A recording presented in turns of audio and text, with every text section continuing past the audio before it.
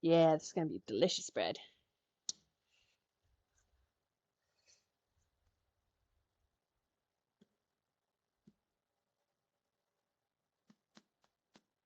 Spank that bread.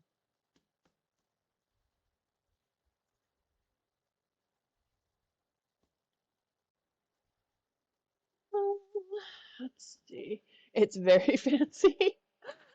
I don't know if I'd call it fancy.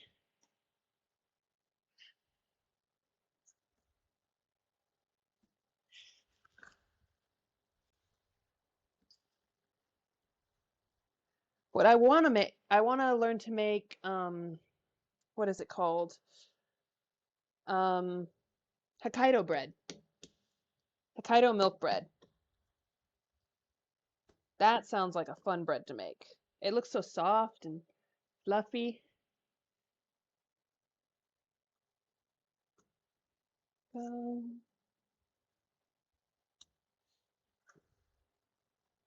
Not to mention, it would fit in with my studies of Japanese food and culinary traditions. You know what? That's it. We're gonna make Hokkaido milk bread later this week. Yeah, it's starting to look like bread. Oh, dough. Same thing, right? Just a difference of time and temperature. All right, according to Mr. Hedgehog, we're done. Excellent. All right, I'm gonna get a bowl. I'm gonna get that glass bowl that I heated up in the oven earlier, and we're gonna rub a little bit of butter inside of it, just so my bread doesn't stick to the bowl. And we're gonna let it rise. Rise, sticking.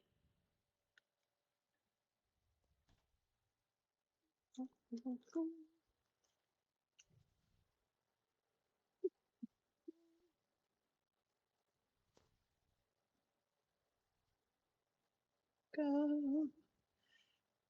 So, does anybody here have a favorite kind of bread?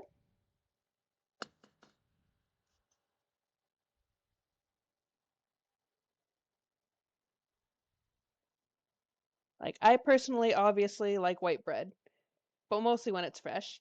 I also like Irish soda bread, and also, come on, there we go.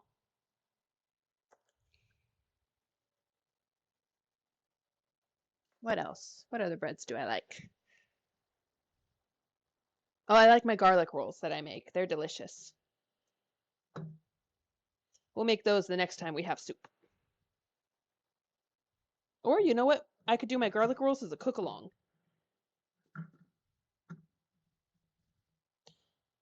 They're sort of like cinnamon rolls, but they're savory and they're made with butter and garlic and parsley and Parmesan cheese inside, and they're very tender.